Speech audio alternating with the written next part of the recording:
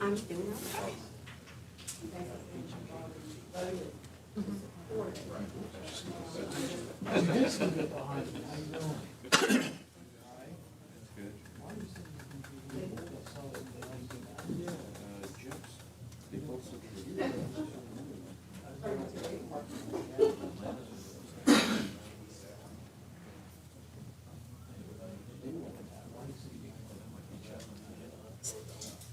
It looks that way. That's okay. Hereby call the Appomattox County Board of Supervisors meeting to order. The board welcomes everyone that's in attendance here tonight. And to start off our meeting, we'll have our Pledge of Allegiance immediately following our invocation.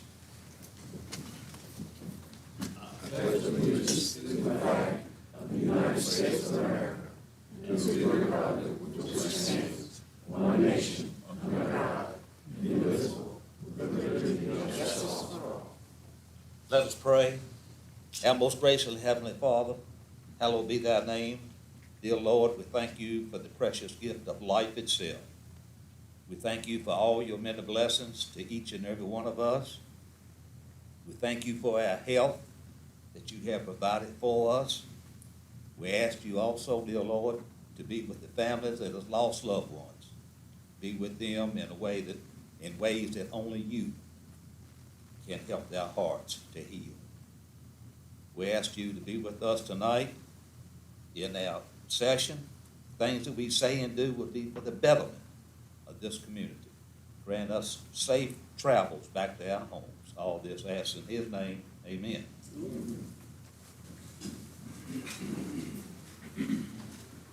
Okay, setting of the agenda. Ms. Adams has supplied us with some additional material that you have before you, and I would call that we'll go under number 1 as ABC. 3 different items.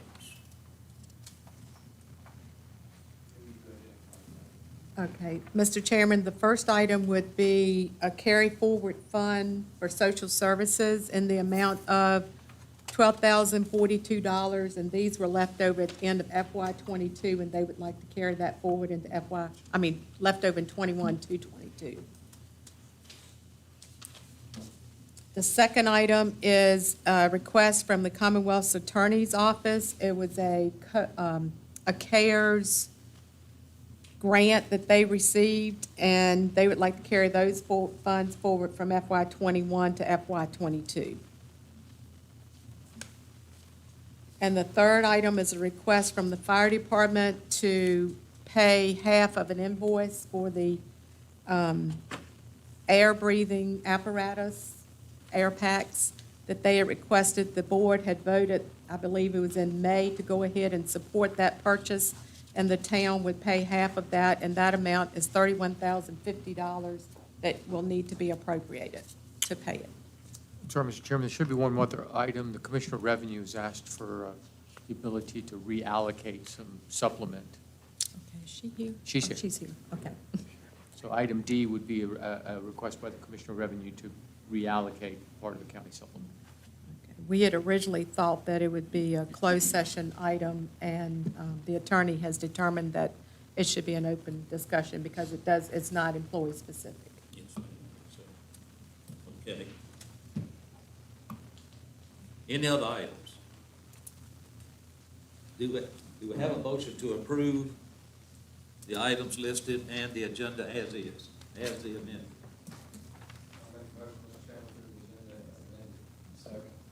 All in favor, please signify by saying aye. Aye. Okay, next is our citizen public comment period.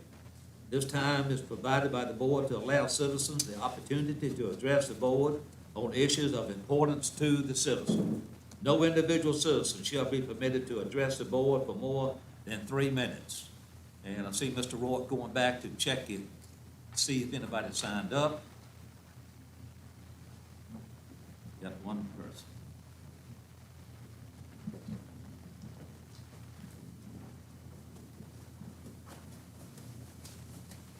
As you come forward, please state your name and address for the record. Thank you. Jeff Brown. Welcome, sir. Thank you, sir. I'm Jeff Brown. My address is 165 Bridge Lane here in Appomattox. And the reason I was addressing y'all is I saw on the docket that you were thinking about lowering the concealed weapons price, permit price. And I think that's a really good idea because I am a law-abiding citizen and $50 is quite a chunk of money. And I would love to see you guys lower it because I am a law-abiding citizen and I feel like I'm being penalized to have to buy it when it should be guaranteed by the Constitution. Okay, thank you, sir. That's it. Anybody else speak for the board who failed to sign up and would like to speak? Hearing none, then we'll move right on. Appearances. One of my favorites, Mr. Michael Womack, Virginia Department of Forestry. He's appearing before the board to present the Department of Forestry annual report and payment. Welcome, sir. All right, thank you. So, Mr. Chairman, members of the board, I'm glad to be here again this year. So I'll start off with, we've made some staffing changes since I was last here. I'm happy to report that we have a new employee. Ian Morris is now the Appomattox Buckingham State Forest Technician. He previously worked for us in a part-time position. He's a native of Buckingham County. He's a member of the Army Reserves and started in his new position on June the 25th upon returning from a military deployment to Kuwait. So we're glad to have him on board in that full-time position. So as I reported to you last year, the state forest system has been growing. Charlotte State Forest down in Charlotte County is comprised of land that was owned by Stanley Lumber Company and is adding 4,944 acres of sustainably managed public forest land in central Virginia. So approximately half of that land has been acquired in phase one, and the remainder is scheduled to be acquired in the next year or so in 2 more phases. So with adding that new state forest, we've made some more staffing changes. Kirby Woolfolk, who was previously the area forester down in Nottoway County, has moved into the position of state forest manager, and he's over the Prince Edward Galleon State Forest and the new Charlotte State Forest. So that moves some of us around with some responsibilities that we had. So as you know, the state forest system is self-supporting from the sale of timber and use permits for recreational activities. And from the timber sales, the county the timber is harvested in receives a portion of those proceeds. So for timber sales this past year, on the Appomattox Buckingham State Forest, we sold 177 acres of final harvest and 313 acres of pine first tenons. And Appomattox's share of the timber sale revenue is $25,801.54.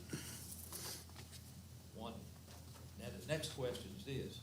They hadn't moved you, have they? No. All right. I don't have to go down to Prince Edward anymore. I'm just up here all the time. Yes, sir. That's great. All right, thank you. We thank you. Okay, let's go to item 1A. Department of Social Services, their request on the carry forward 2021 balance into FY 2022. And Mr. Burdette has requested local funds, $12,042 from 21 to be carried over to 22. Floor is open for discussion in regards to this subject. Ms. Adams, this is something we normally do each year. Yes, sir. Yeah, it was appropriated to their FY '21 budget. They didn't spend it, so they asked to carry it forward to '22. Mr. Chairman, Yes, sir, Mr. Hinkle. I move that we approve the carried forward of the social services FY '21 balance into FY '22 for the amount of $12,042. Motion duly made. Is there a second? Discussion? We'll have a roll call vote. Mr. Hinkle. Aye. Mr. Hibbs? Oh, I also vote aye. Okay. Now we'll entertain item number B, which is the supplemental appropriation request from our Commonwealth Attorney. It's carried forward CARES grant fund from FY '21 to FY '22. And the total amount, what is that, Ms. Adams? The total amount would be, you've got two separate departments, so to Department 2201-5815 is $379. And then to Department 2202, which is the Victim Advocate Grant, the Victim Witness Attorney, part-time position, and that total amount is $3,071.03. And the breakdown is between the payroll and the FICA. You got two numbers for that.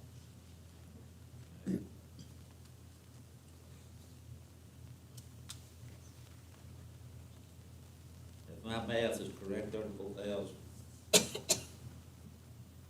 34, I can't read my own writing, $34,500.03. Is that what you all got? Yeah, except 34. it's a total amount, but make sure you break it down between the two, they are two departments. Okay, so we need a separate motion for each one.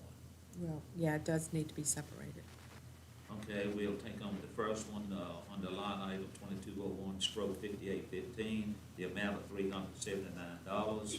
Floor is open for discussion on that item. Mr. Chairman, I move that we transfer the $379. Is that second? Thank you. Is that second? Second. Discussion? We have a roll call vote. Mr. Hinkle? Aye. Mr. Hibbs? Mr. Hogan? Aye. Also vote aye. The next line item is 2202/5815 in the amount of $3,013.65. Any discussion on that particular line item? Mr. Chairman, if you would like to combine both line items for that department, $3,071.03.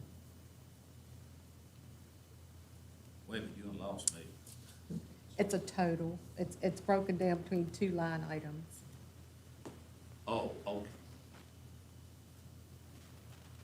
What line item, 2202 and 5815? It's No. department, it's the same department, two line items. I'll move that we transfer $3,071.03, carry forward rather, to FY '22. Motion duly made, is that second? Second. Discussion? All in favor? No, excuse me, Mr. Hinkle. We'll have a roll call vote. Aye. Mr. Hibbs? Aye. I also vote aye. Okay, done on that?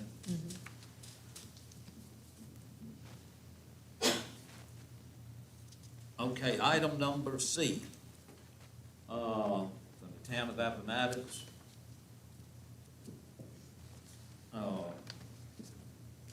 Mrs. Adams, anything you'd like to carry on this, on the CARES? Basically, the board had approved that they would purchase the air packs for the fire department. They had purchased 30 face masks originally back in May with the CARES money, and that if the town would match for the air packs themselves, then they would, you would support it. So you basically need to appropriate $31,050 to help pay, offset the cost of that invoice. Any discussion on this subject? Mr. Hogan? Mr. Chairman, I'll make a motion that we appropriate $31,050 out of the general fund to pay for new air packs for the Appomattox Volunteer Fire Department. Motion duly made, is that second? Second. Discussion? Have a roll call vote, Mr. Hinkle? Aye. Mr. Hibbs? Mr. Hogan? I also vote aye.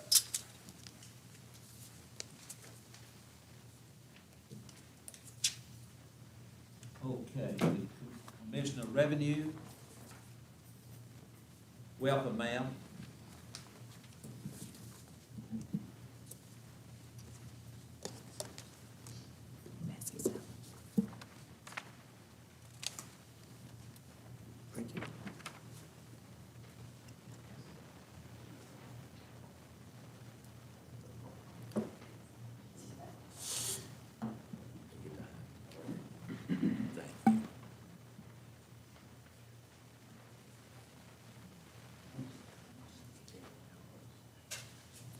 Got one?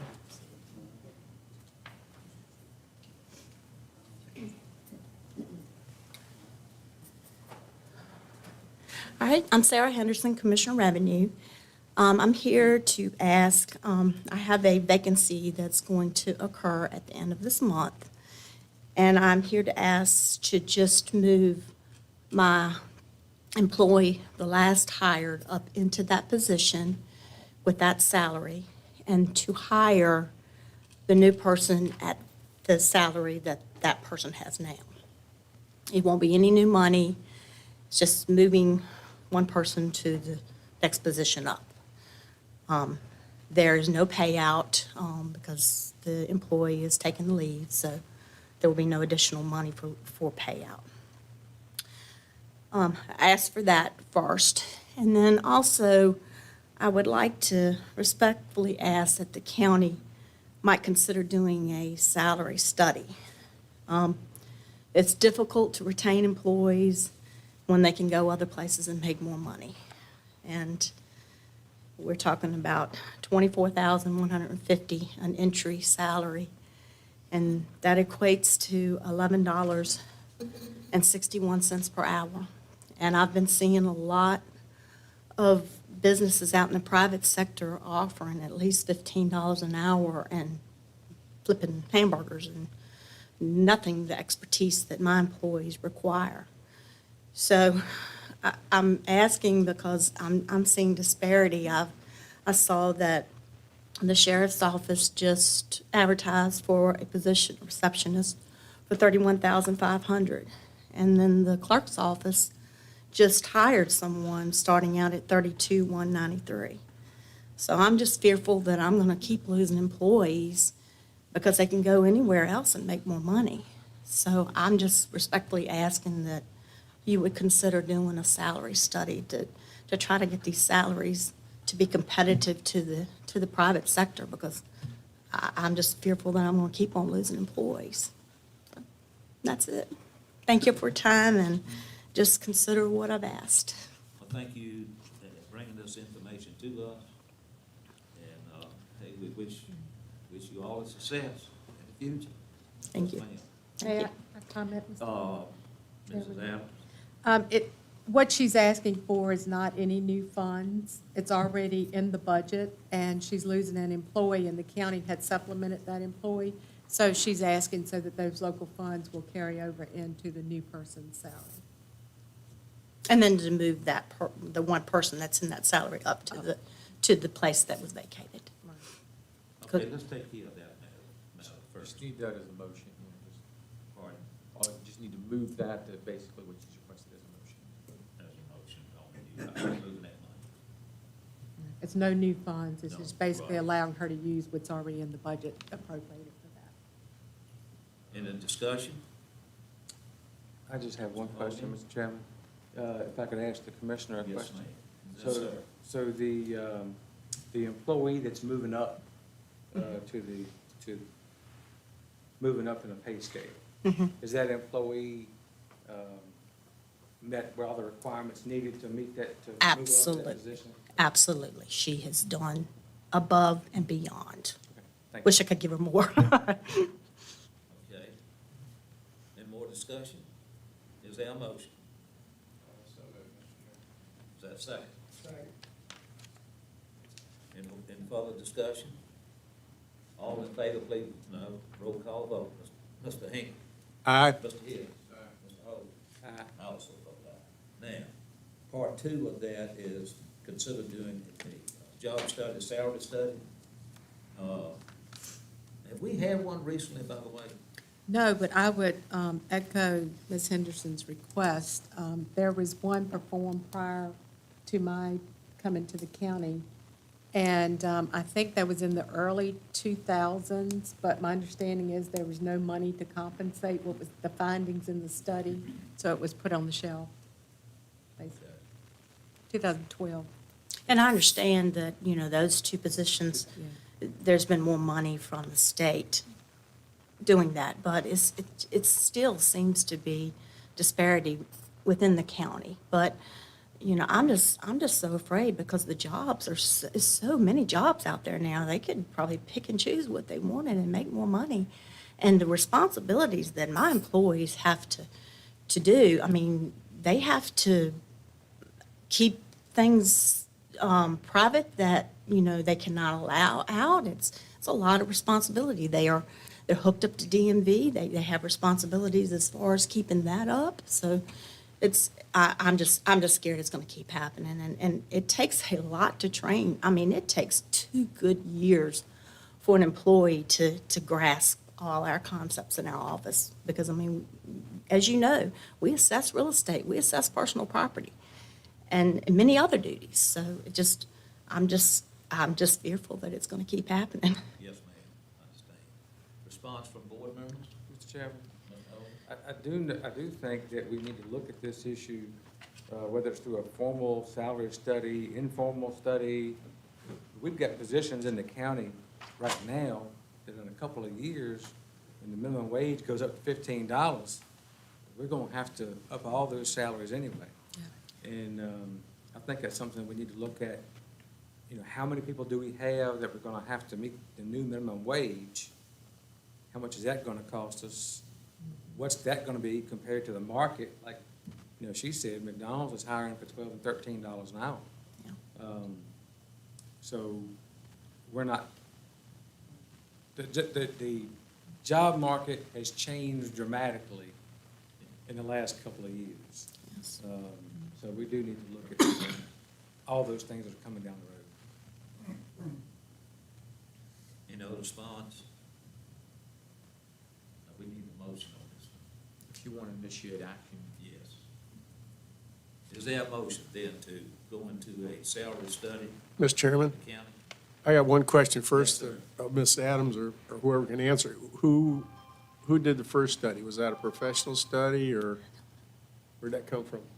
I forgot, of course, I was here. Mr. Rourke was here.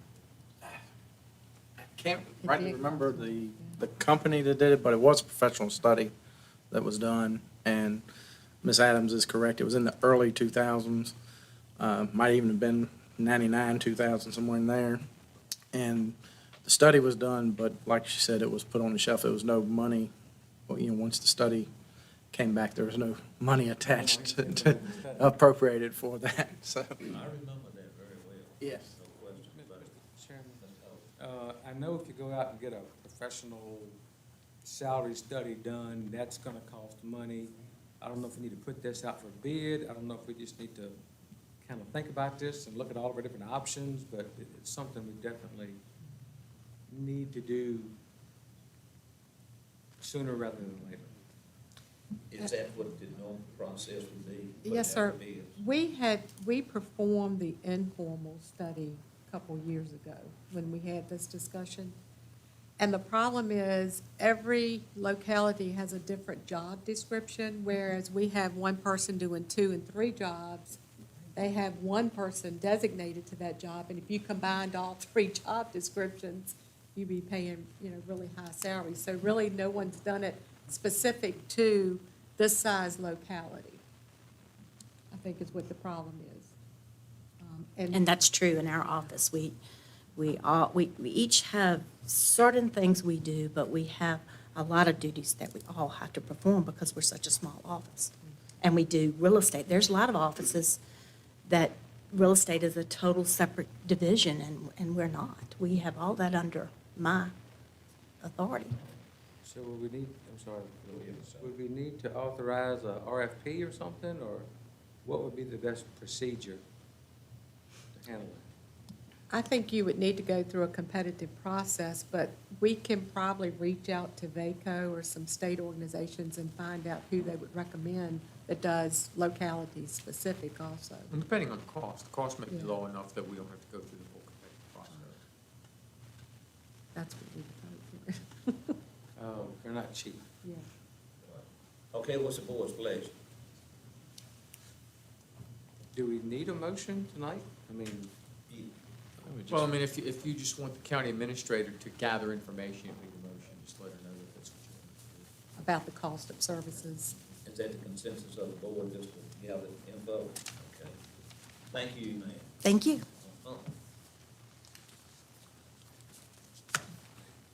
Okay, let's venture down to, on the action items, number 4, Lynchburg Humane Society lease agreement. After a public hearing was held on August 16, 2021, the board tabled the LHS lease agreement to the September meeting to allow staff to obtain additional information on the cost of running the Appomattox Animal Shelter. Excuse me. At the special call meeting on September the 8th, 2021, the board members were afforded an opportunity to tour the Appomattox Animal Shelter and evaluate options for reopening or continue lease with the Lynchburg Humane Society. Floor is open for discussion in regards to continuing the lease, or do we take it over ourselves? Floor is open for discussion.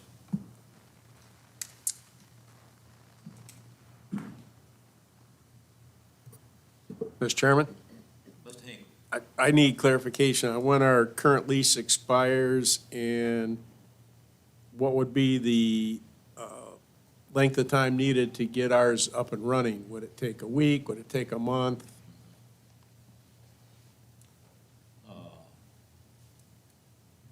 Defray that to, I can answer the first part of that question. Our lease runs from July to June, the fiscal year. So the payment the first half of the payment for the lease should have been paid in July. But they had given us 6 months notification. So that's why we haven't paid it yet until we made a decision. So do you want to speak about the conditions at the shelter? Yeah, based on our field trip per se that we did, you guys saw the conditions. It wasn't necessarily as bad as everybody had thought that it was. We're thinking about $2,000 to $3,000 for renovations, just for aesthetics. Speaking to functionality and operations, it could pretty quickly be back in service. I think the main portion of the time consumption is really going to be, getting our old procedures back in place, staffing, and a few other things just to get the building back to what we would need to do. So it would really just depend on, we're thinking probably at least 6 or so months before we could start that process. So I think we can set aside a recommendation as far as what we could do to handle that. well, Ms. Marshall, excuse me, the basic question, I still don't know the answer to, is the monetary funds due to the vet.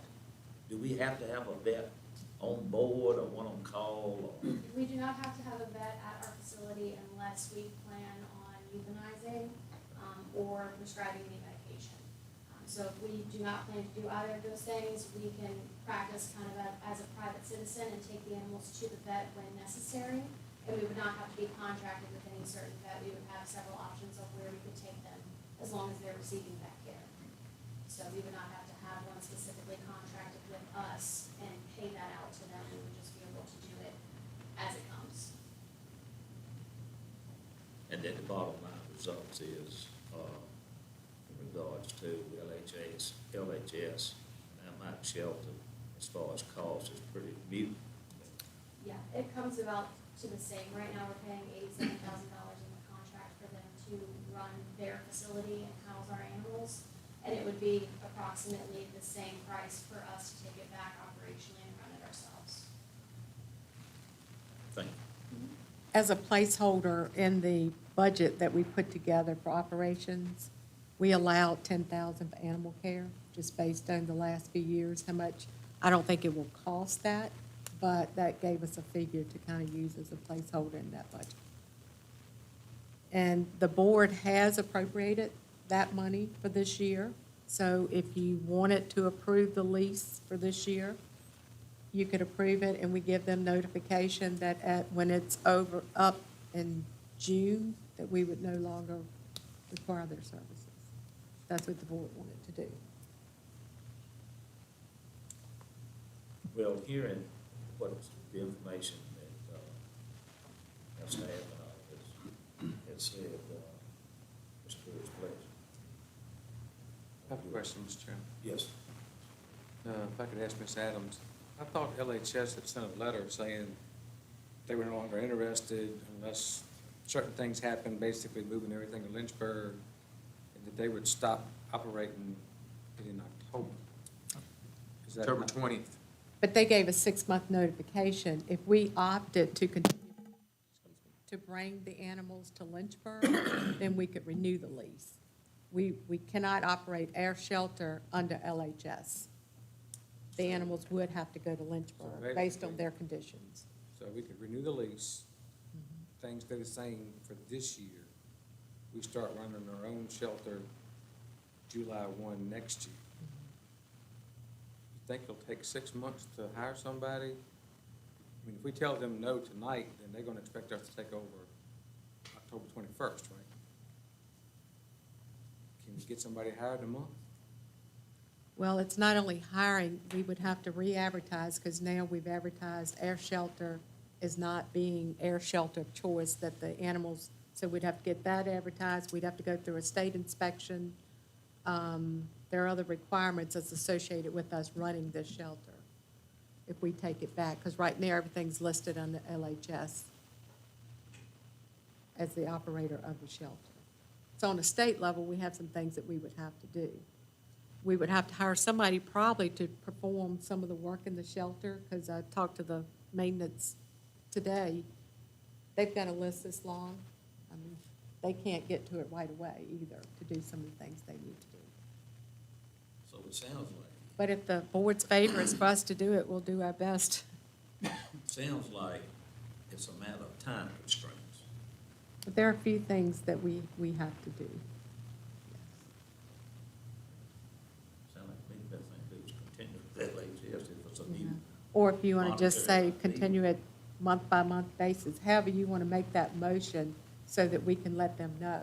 Okay, now you say month by month. If we ask them if we can do it on a month-per-month basis, if you don't want to do the full contractual period. And if we think in January, okay, we've got everything ready, we can go ahead and run it ourselves, we would give them proper notification. And the county attorney may want to elaborate on that. Well, a lot of it hinges too on them. We have to talk to them about that, whether they would be. I mean, their notice simply said we either renew for the year. I mean, the problem is we're under some pretty tight time constraints at this point. So do we have time enough to have to, you heard just what's been said, to convey this to them and get a response? Mhm. Is that what I we think want to, or? we need to know what to convey. What are the board's thoughts? Do you want to run the shelter locally or continue the relationship with taking the animals to Lynchburg? And once that is defined, then I think we can move forward with their negotiations with them, or whatever conversation that is. What's the board's pleasure? Chairman. Mr. Hope? I mean, my feeling is that if it's the same amount of money, then we ought to control it locally. We're the ones ultimately responsible for it, and, you know, if something were to happen and somebody from LHS messes up, you know, I don't want it to fall back on the county. If we screw up, we screw up, but if it's the same amount of money, I'd rather us handle it ourselves. Mr. Chairman, Mr. I agree with Mr. Hogan's sentiments. I think it's better service to our residents if we run it. Okay. All right, is that a motion then? Well, the only thing is, I don't know what to say in the motion, because, you know, if we say tonight we want to run it ourselves, is LHS going to cut us off October 21st? You have to proceed under that assumption. And then, I don't know that, from what you're saying, I don't think we can be ready by October 21st. It would be Yes, well, difficult. The state inspector's already told us that she needs to come and inspect the shelter before we bring animals back to it. So a lot would be timing on her schedule as well. Maybe we could ask LHS go to the end of the year. I would be comfortable with continuing the current arrangement until the end of the calendar December. year, until we can get ourselves situated. And if, you know, if LHS says no, it's all or nothing, then we'll talk about that next month. Well, I think we're obligated to pay the first 6 months. So half of that 87, we will need to pay them in If we're October. obligated to pay the first 6 months, then they can provide the service for 6 months. Well, July to October is what we would be paying. Right, we prorate it. We prorate it, unless you want to pay November, December, and January. Well, that'd be the thing, maybe we mentioned how much go to the end of the year, get the full 6 months of pay, and that makes, that's a logical breaking point. See what they go for. So right now, we are looking at, and I think it's a consensus of the board, we'll take a motion here in a second, to go with our own animal shelter.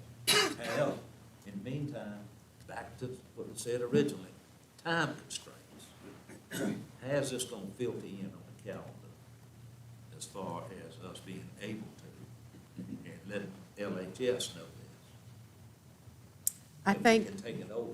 initially, now that you've given us direction on whether we're going to remain with them or run our own shelter, that will allow us to have a conversation with them to say, this is what we want to do. How are you willing to help us? And I honestly think whatever we want, they're willing to do it because they do want to have a partnership. And, I mean, and saying we're gonna stroke you the full 6 months check is gonna have some incentive, because I'm sure that money's in their budget, so I'm hoping that will incentivize them. So, what would be the motion? Motion to ask LHS to continue to the end of the year while administration determines steps necessary to bring the shelter back. Does that work? It's fine with me. Is there a motion stating what our county attorney just? Mr. Chairman, I'll make that motion that we authorize payment continued payment with Lynchburg Humane Society for up through December 31st, 2021, to give us time to become operational ready. And we'll take back our animal shelter operations. Motion been duly made, is there a second? Further discussion? Let's have a roll call vote. Mr. Hinkle? Aye. Mr. Hibbs? Mr. Holt? Aye. I also vote aye. Okay, gentlemen, it's time for the public hearings to begin. Our first public hearing is on a proposed litter ordinance. Hope everyone's had time to read it. Is it anyone here to speak in favor of this ordinance?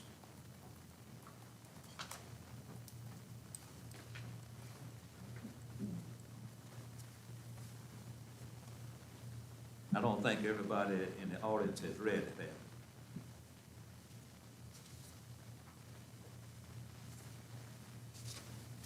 Give you a minute, so.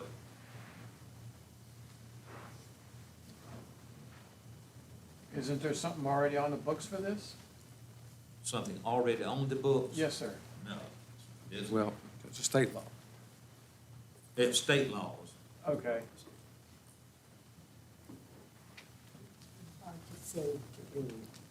Can we get Mr. Lasting to just give a quick overview? I'll give a quick overview. As was pointed out, this is in state law. It makes it unlawful to basically throw trash out of your car or to dump it on somebody's front lawn. What the law's doing is we're making it an Appomattox code. If the sheriff charges somebody right now under state law, all the fines go to the state, and the fines can be hefty. And by making it a local ordinance, if we issue fines, they come to our county instead of going to the state. One of the things that we talked about is possible, you may even want to incentivize the sheriff's department that some portion of that fine funds their litter enforcement. I mean, there's a lot of reasons to make it locally driven as opposed to state code driven. So all this is doing is it's literally cut and paste from the state code, making it a local ordinance and prohibiting throwing trash out of your car.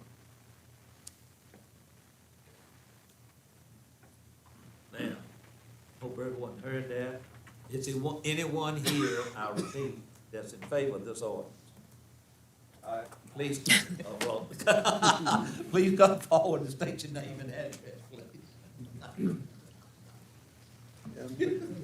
Mr. Chairman, I'm Sheriff Simpson, and I do favor this ordinance, and the attorney's correct. The officers will be instructed to charge under a county code as opposed to state code, and with the cooperation of the judge, we would get the fine if so designated. And I would put that towards the trash pickup program. Thank you, sir. Anyone else? Hearing none, is anyone, Mr. Whipskills, name and address, please, for the record. Ken Wolfskill, 1488 Poorhouse Creek Road, Appomattox. Yeah, I'm in favor of it. I was in favor of it when you talked about it before. My wife and I pick up the trash on our road. It's pretty awful. Silly thing that I see is how much of it's alcohol related. If we get 5 bags of trash, 4 of them's gonna be empty beer bottles and beer cans and liquor bottles. That means people are drinking while they're driving. I've never been a fan of that.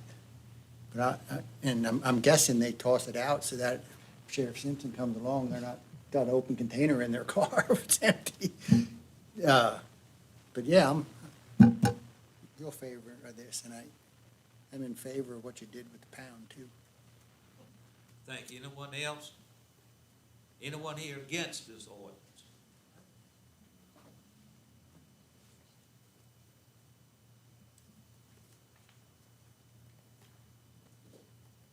Okay, I hereby close this public hearing on the proposed litter ordinance. Yeah, you can go ahead and vote right now if you like. Okay. Gentlemen, we heard from the public that's here tonight. I think everyone has gotten tired of all this litter that's being distributed. So, floor is open for discussion from our board members. Mr. Chairman, I just want to echo what Mr. Wolfskill said. The wife and I go down Evergreen Road, and 99.8% of the litter between Cub Creek Bridge and all the way up to Evergreen is empty beer cans and beer bottles and hard liquor bottles. Any other discussion? Is there a motion then? Mr. Chairman? Yes, sir. I move that we adopt the proposed litter ordinance, amending Appomattox County Code Section 13.5-1, dumping trash, garbage, or refuge as presented. Motion duly made, is that second? Discussion? Have a roll call vote, Mr. Hinkle. Aye. Mr. Hibbs. Mr. Holt. Aye. I also vote aye. Okay, our next public hearing is RZ 210301, Danny Booker.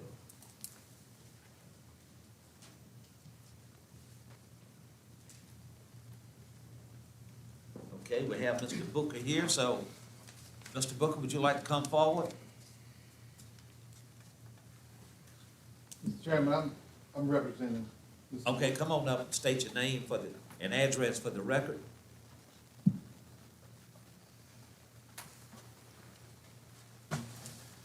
I'm S.L. Ferguson, 478 Arbor Lane, Clarksville, Virginia.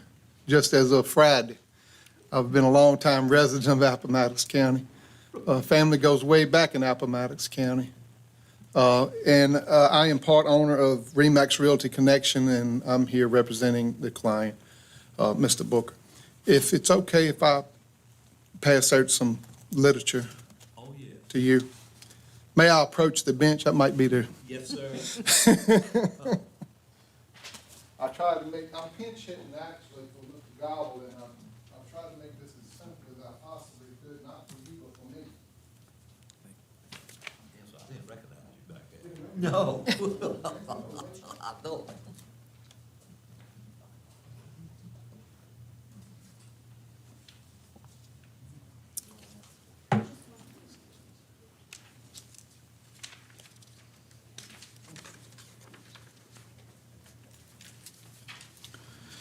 Okay. So the subject is 567 Redbird Lane, which we are asking to rezone from R1 to A1. And if you'll start with page 2,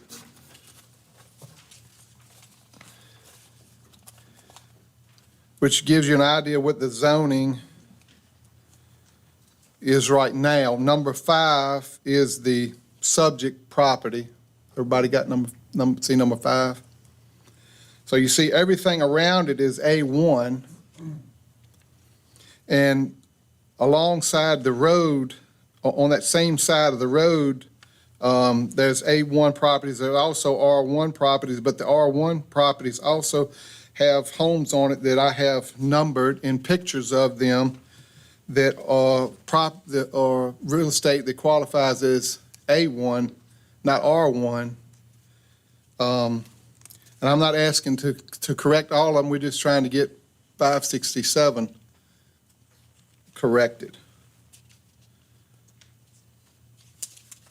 If you go to picture number 3 and you look on the map, you'll see number 3, which is A1, which is just below, across the street from number 5, the subject. And then number 4 is there on the other side of the intersection, which all that's A1. I got everything pretty much marked there. The yellow that you see there is R1. So you can see the pictures of the homes. In number 4, I got a picture of the intersection, and it's hard to see, but it's a single wide across the road there. Number 5, of course, is the subject property. And you can see how it is in relation to that intersection. And number 6 shows you the property directly across the road from 5, the subject property, which is double wide. Number 7 is the property that adjoins it there, which Clayton Homes is getting ready to put a double wide on it. It hasn't been put on there yet, but it's going to happen soon. 8 is another property that is down the road from it. Now, number 8 is actually zone R1, but you can see it's a double wide sitting on it, and this just goes number 9. Number 9 is actually a FHA home.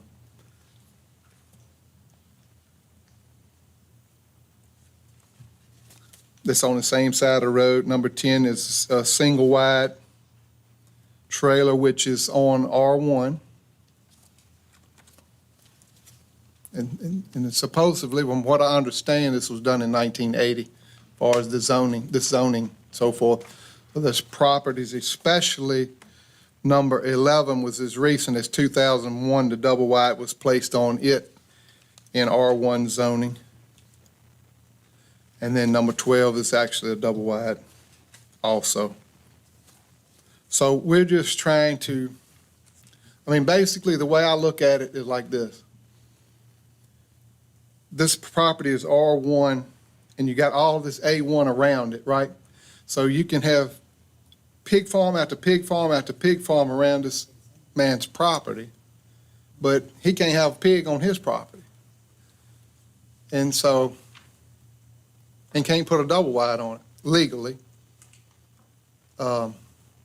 So we're just asking if you would consider rezoning, and that's why.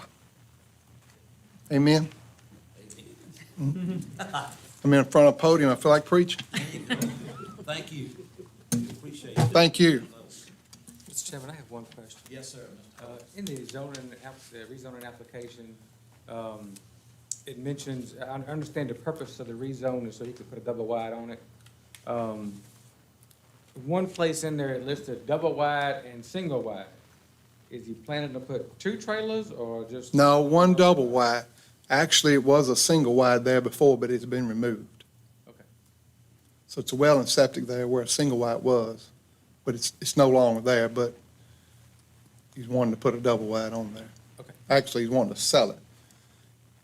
That's what he wants to do, and then hopefully Another people. question?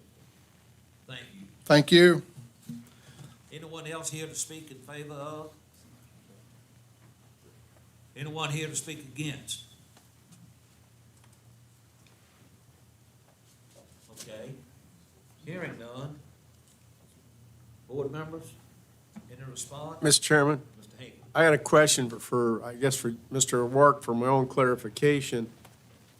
In my simple mind, R1 means residential, so why couldn't a double wide be put on that? Because in our zoning ordinance, you have a list of permitted uses and conditional uses, and if it's not on the list, then it's not allowed. So the way our zoning is set up, single wides, double wides are allowed in A1 and R2, but not in R1 or R3.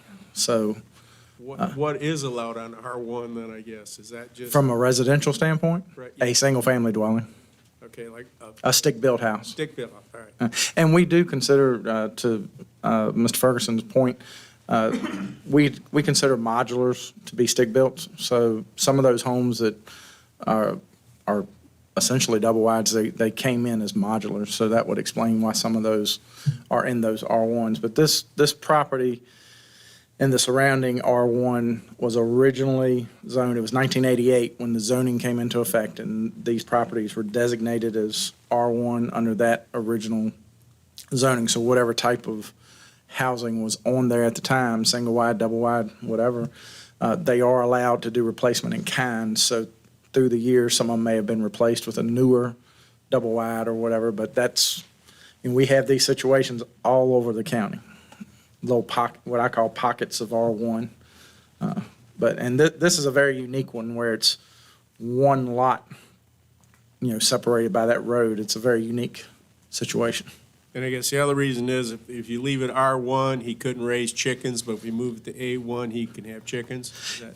He could actually have 12 chickens in R1. So if he built a house, he could have 12 chickens in R1. But if he wanted to have more than 12, he'd have to put them on his neighbor's property. Any other questions? Okay, is there a motion? Is there a motion to approve RZ? Mr. Chairman, I'd move to approve the zoning change for RZ 210301. Motion duly made, is there a second? Second. Have a roll call vote, or discussion, excuse me, any further discussion? Roll call vote, Mr. Hinkle. Aye. Excuse me. Mr. Hips. Mr. Hogan. Aye. I also vote aye. Okay, gentlemen, we now can move down to number 5, concealed handgun permit resolution. Mr. Hinkle requested the board's review and consideration for adoption of the attached concealed handgun permit fee reduction resolution. Okay, the floor is open for discussion. Mr. Chairman, we Yes. did make some corrections. Did they get a copy? You did. Yeah, there was a typo.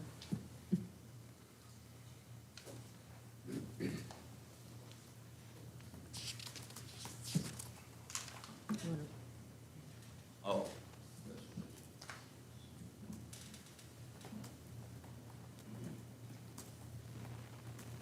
The original version just had too many words in it.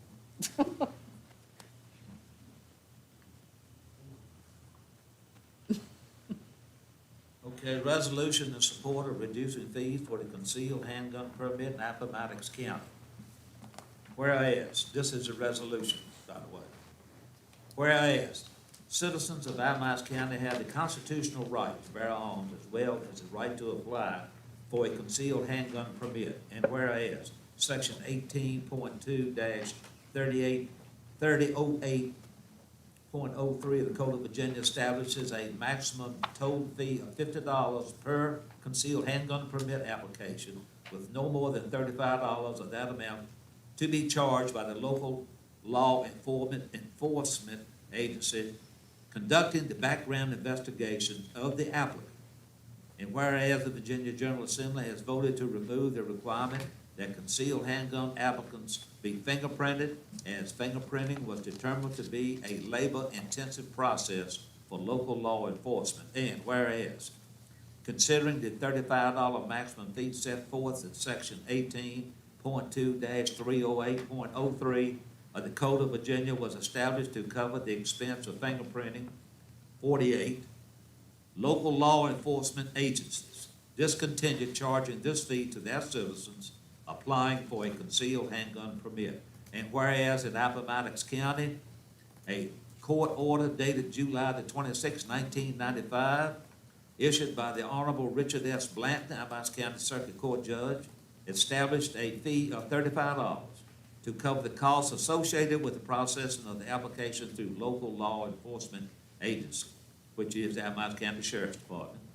And whereas a February 21st, 2020 opinion issued by the Virginia Attorney General Mark R. Hearing to the Lunenburg County Clerk of the Circuit Court concluded that neither the Board of Supervisors nor the Circuit Court is statutorily authorized to set any portion of the discretionary fees associated with the processing of a concealed handgun permit, and that by statute, these fees may only be set apart by the sheriff and in part by the Virginia State Police.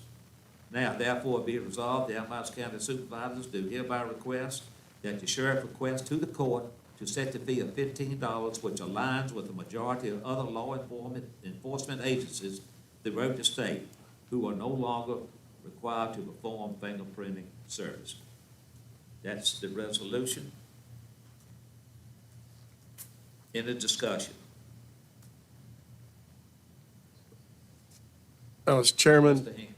just like give some background on this, in that it was either the 2019 or the 2020 legislative services that the legislatures decided that fingerprinting was no longer required. And at that time, there was a groundswell of citizens who went to their local agencies and said, hey, you know, you don't have to fingerprint anymore. We understand that's a labor-intensive issue. You know, therefore, we don't feel that the $35 is applicable anymore either. And as the resolution says, there's almost 50% of the law enforcement agencies that have agreed with that. Also, you know, this board has a history of not overtaxing our residents. We haven't raised taxes, and we try to keep our residents' needs in mind. And the fact that this is an issue where the sheriff is already doing this background investigation within his current budget without receiving any extra funds from the handgun permit process. So he's already been doing it, and we've been very generous to the sheriff. We have supplied him extra deputies. We've provided salary increases, bonuses, and I think this board's been very supportive of the sheriff's department. And I think if we continue to charge $35, it's kind of like where I came from. There was a dam that broke, and all the residents were assessed a fee, flat fee, that owned property on around that lake. And if that governmental agency had continued to charge that fee even after the dam had broke, that's kind of disingenuous. And this is kind of, you know, simplified. You know, we're continuing to charge this fee, yet the major work related to that fee is no longer done. So we just felt that, you know, a lot of the citizens felt that, hey, it would be fair not to be slapped with this $35 fee if this labor-intensive process was no longer necessary. Amen. Mr. Sheriff, are you, are you okay with this? You, May I speak? please.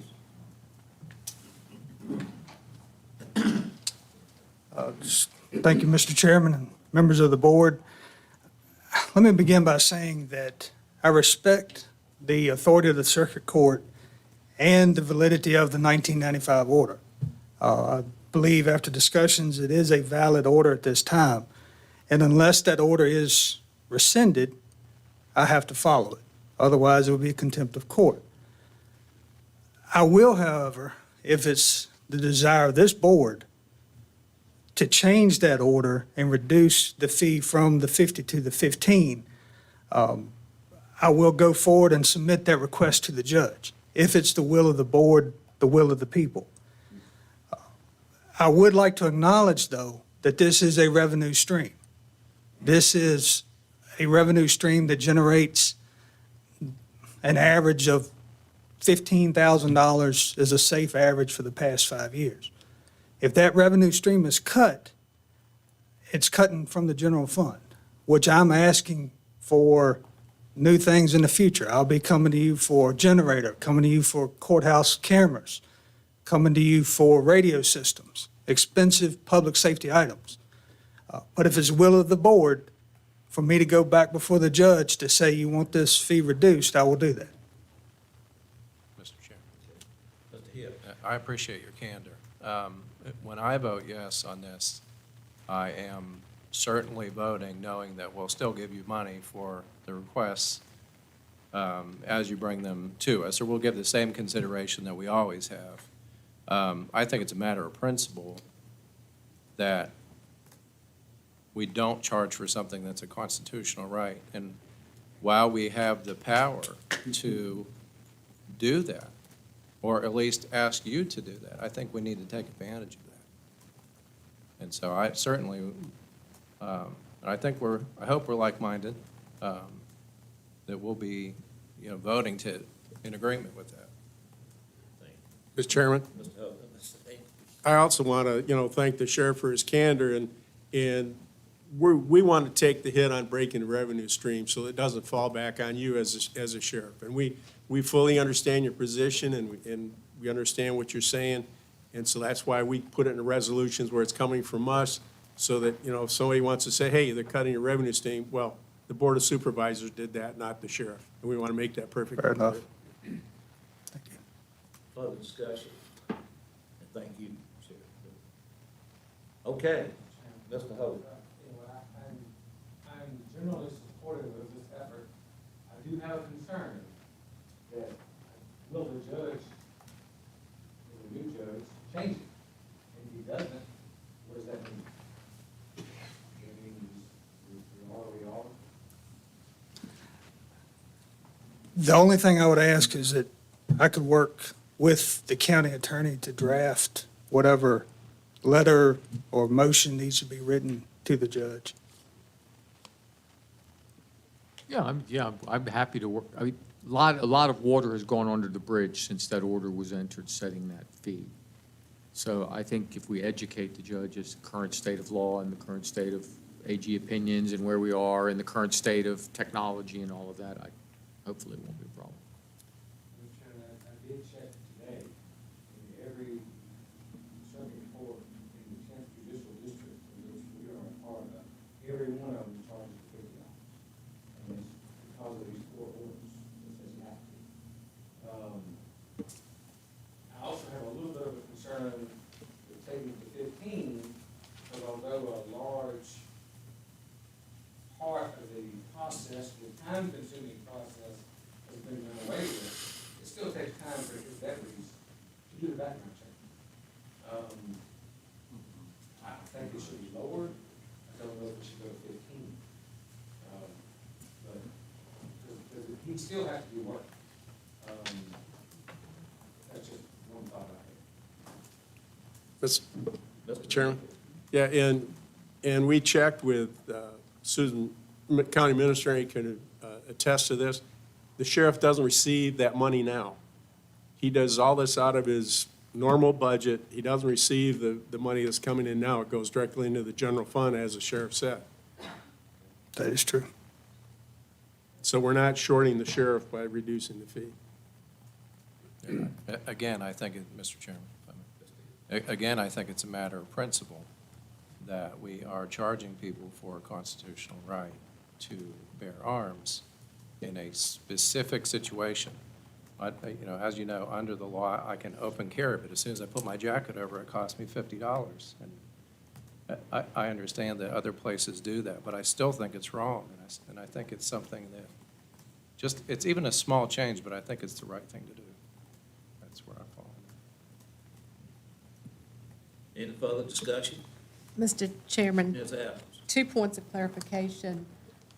such as the sheriff suggested, it does cut the revenue stream, but it's not specific to the sheriff's department. And secondly, in conversation with the circuit court judge, he would consider the motion favorable if it came from the Board of Supervisors in collaboration with the sheriff. So he would want support of both bodies in order to consider. Okay, after hearing the information, that's been given to us and hearing from our sheriff, is there a motion on the floor to approve this resolution? Second. Is there a second? We'll have a roll call, any further discussion? May I? Yeah, uh-huh. I should have allowed Mr. Hinkle to make that motion because of the amount of work that he's put in over this, so I apologize. I was just a little excited to finally get to do it. You're ready to rock and roll? Yeah. No. Yeah. Okay, motion's been duly made and second, and we have a roll call vote, Mr. Hinkle. Aye. Mr. Hibbs. Aye. Mr. Holt. I also vote aye. All right, Thank you.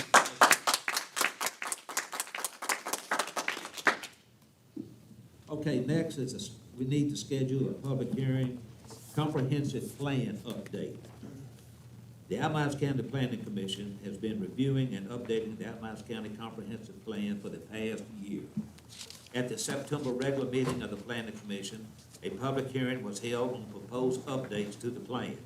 No comments were received, and the Planning Commission voted unanimously to recommend the updates to the Board of Supervisors for inclusion in the plan. In summary, the updates include Chapter 1, Goals and Objectives, has been updated and expanded in the areas of growth management, transportation, housing, economic development, natural environment, and historic preservation. In Chapter 3, Growth Management, the future land use map has been amended to reflect a growth pattern anticipated through the planning horizon year of 2045. Suburban growth areas, also known as SGA, are anticipated to continue to infill adjacent to the town of Appomattox, while primary growth areas, which is PGA, are anticipated along a near Richmond Highway through the Spout Spring and Concord areas. Rural transition areas, RTA, complement the growth areas as well as the primary transportation corridors. A RTA has been added adjacent to the veteran edge, to the western edge of the town of Pamplin. We need to authorize and schedule a public hearing for Monday, October the 18th, 2021 at 7 p.m. to receive comments. Is there a motion to that effect?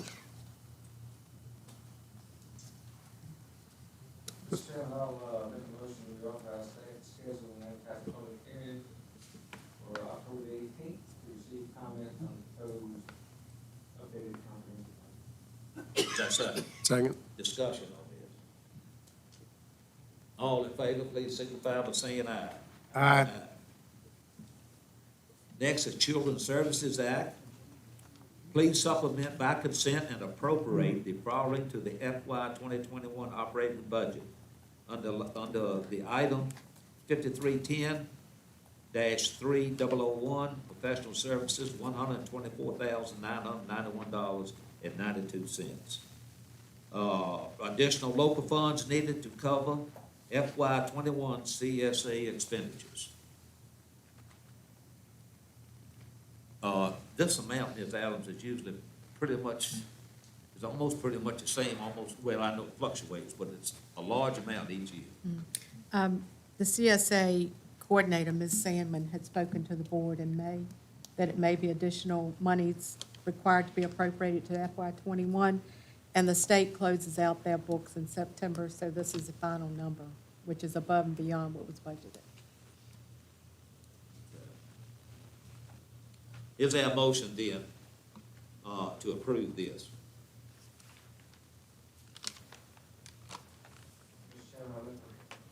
Mr. Chairman, I'll make a motion that we supplement consent to appropriate $124,991.92 back to the FY '21 operating budget of the Children's Services Act. Motion duly made, is there a second? Discussion? Roll call vote, Mr. Hinkle? Mr. Hibbs? Mr. Holt? Aye. Also vote aye. Next is Historic Appomattox Railroad Festival Parade. Attached for our review is a consideration, is an invitation to participate in the annual Historic Appomattox Railroad Festival Parade scheduled for Saturday, October 9th, 2021 at 10 a.m. Anyone that can be in this, need to let Ms. Adams know.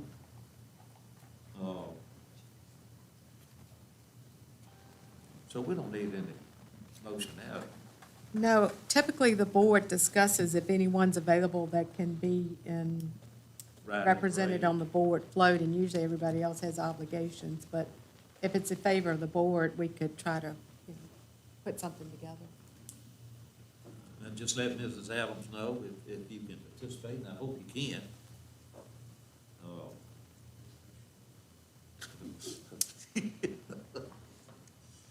Okay. Well, Mr. Chairman, I guess I need to know what participation is required.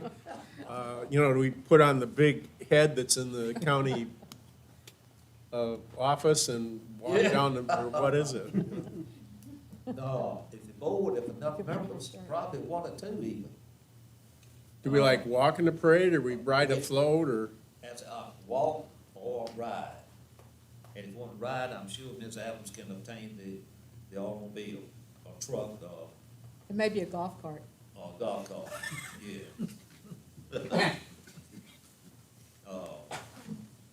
I used to always walk. It's only two people.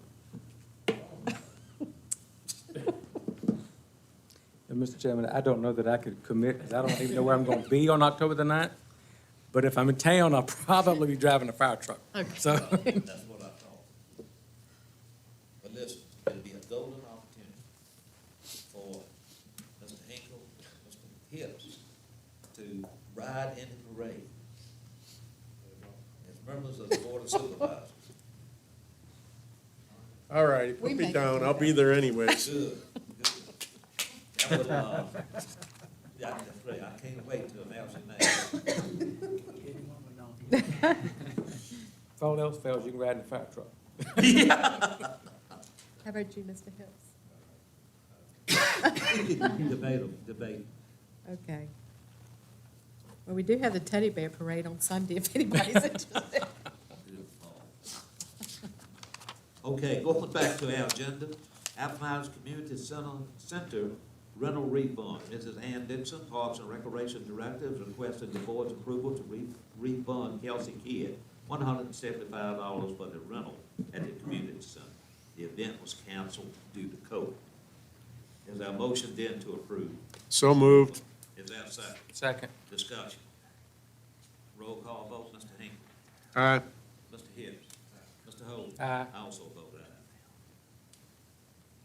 Next is Appomattox County Public Schools reappropriation request from FY '21 to FY '22.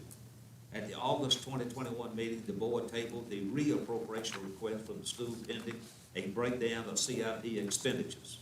Attached for our review is the CIP expenditures provided by the school, and I hope you got that, everybody got that, and had a chance to review it. Any questions on this? And the appropriation request fund, Fund 3 School Capital, or the CIP fund, is $909,263.06. And Fund 6, the textbook fund, is $108,716.57, totaling $1,017,979.63. Discussion. Mr. Chairman, I'll make a motion that we approve the superintendent's request to reappropriate the leftovers from 2021, fiscal year 2021, into the school capital improvement fund and the textbook fund and the amounts provided. Motion duly made, is there a second? Second. Discussion. Well, roll call vote, Mr. Hinkle, Aye. Mr. Hibbs, Mr. Hogan? Aye. I also vote aye. Next is committee appointments, Board of Zoning Appeals appointment. At the August 2021 meeting, the board tabled to the September 21 meeting, the Board of Zoning Appeals appointment nomination for recommendation to the judge. This position will fill the unexpired term of James Cheadle ending June the 30th, 2022. And Mrs. Darlene Reed, who was here, She had to leave. she had to leave, okay? They have put forth an application for citizen service for this board. Any discussion? Does anybody have anyone else they'd like to put up? If not, we entertain a motion to appoint Darlene Reed to the Board of Zoning Appeals. Mr. Chairman, can Mr. O'Rourke give us a little bit more information, or what, does she have background besides being a Social Security employee? I've spoken with her and kind of filled her in on what she would be requested and required to do. As I think we've talked about in the past, this Board of Zoning Appeals for the last several years has met very infrequently. Actually, Mr. Wolfskill is on the BZA. So we've been very fortunate in recent years that we haven't needed to meet. Nobody's filed any appeals. So that's a good thing. But, we would meet as needed when folks file appeals or variances. And that typically is once, maybe twice a year at most. Meetings do not take very long, and it's, just a case that comes up and they decide the case. So I guess what you're telling me is you've met with her and you feel comfortable that she'd be able to. I think, she'd have a little learning curve because she's never dealt with zoning, but it's a curve that lots of folks overcome pretty easy. Any other discussion? Happy that somebody has stepped forward in a few months. Yeah, correct. Yeah. Is there a motion? I move that we appoint Dorothy F. Reed or Darlene F. Reed to the Zoning Appeals Board. Is there a second? Discussion? All in favor, please signify by saying aye. Aye. Just for the record, you're not actually appointing her, you're just recommending her to the circuit court, and I'll file a petition. Yeah, because the judge has got it. Okay, item number 12, 2021 redistricting, overview and committee appointments. The local 2021 redistricting efforts will kick off shortly with the pending release of the redistricting data by the Census Bureau no later than September 30th, 2021. In past redistricting efforts, the Board of Supervisors has appointed a redistricting committee as an advisory board to review the demographic information, make adjustments to the local voting districts in accordance with the guidelines and data, and then provide a recommendation to the Board of Supervisors. Staff recommends following a similar process as past redistricting efforts. The committee will be comprised of 2 members of the Board of Supervisors, 1 member of each town council, which encompasses Appomattox and Pamplin, and 2 citizens at large, the general registrar, the county administrator, and the director of community development. Gentlemen, the floor is open for discussion on this very, very important item.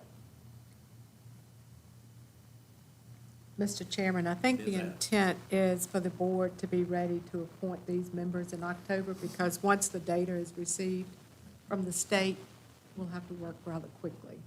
So if you don't have any nominations this evening, October would be appropriate. Okay, well, in conjunction with that, then you're gonna send a letter to the town of Pamplin, Appomattox.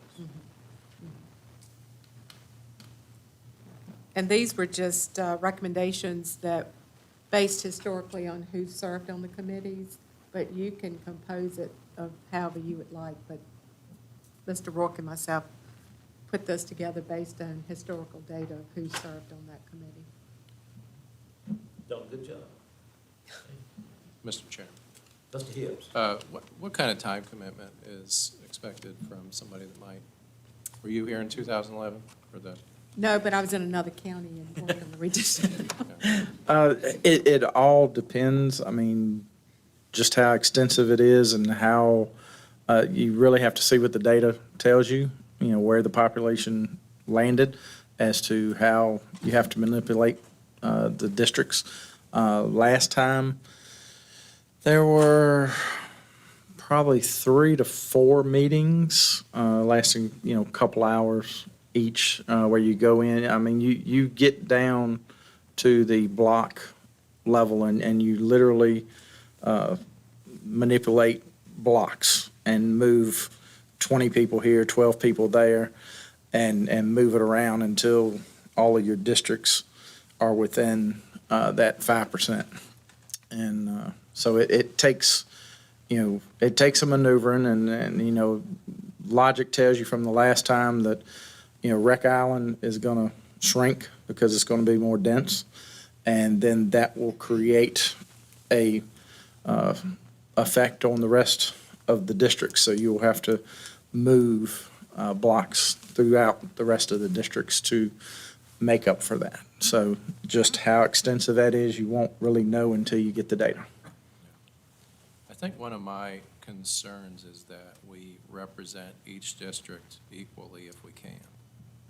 So if we have 2 members, if we have 2 supervisors and 2 citizens at large, I'd like to see 3 citizens at large, I guess. Well, not at large, but it would be nice if we could get a person. I don't know how willing we could get people to do this. People may have interest in this because they're really affecting a big thing in the county, but it would be nice that the other 3 districts would be representative apart from whoever the 2 supervisors are. That's just my 2 cents on that. Ms. Adams? Mr. Rourke may want to elaborate on this, but at the end, you would present maybe 3 plans to the public, and you would have a public hearing, and they would have the opportunity to come in and comment on which plan is preferable. We also have to submit it to the Attorney General's office for review as well. Yes, this is something you can't take lightly, there's no question about it.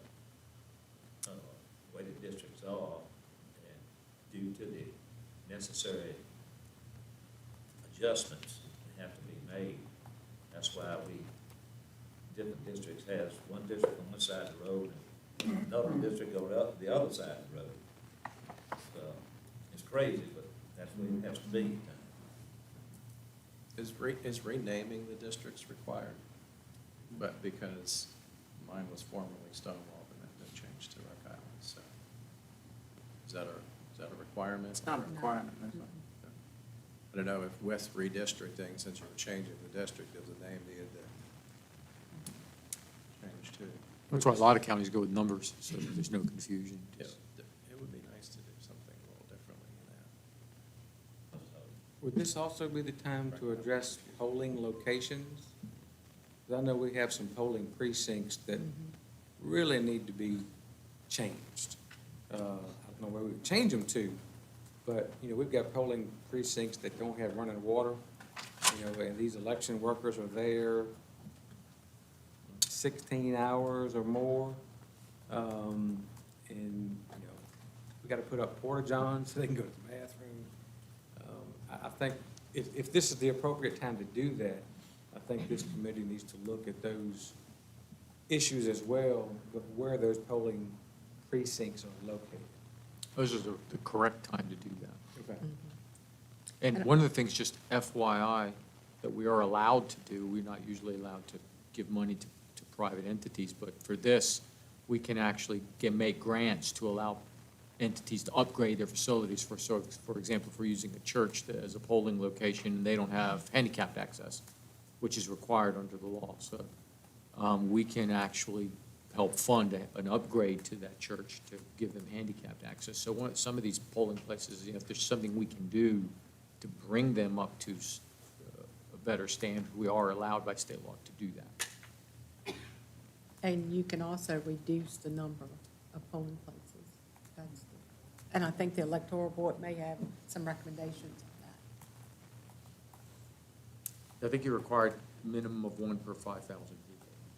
So, yeah, we can probably do one per district.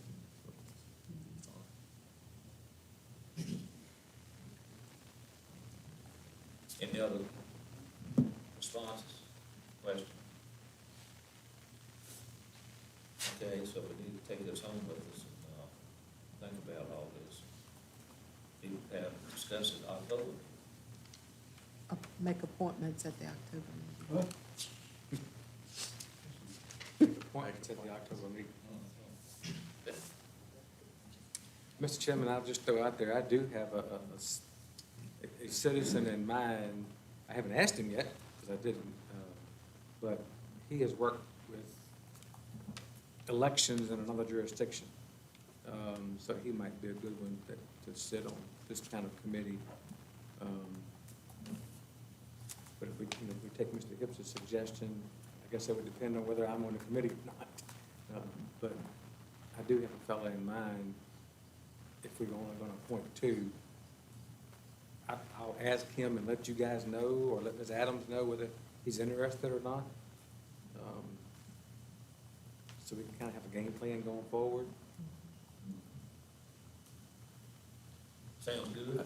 Yeah, I think the other thing to know would be the time of day that these meetings will be taking place.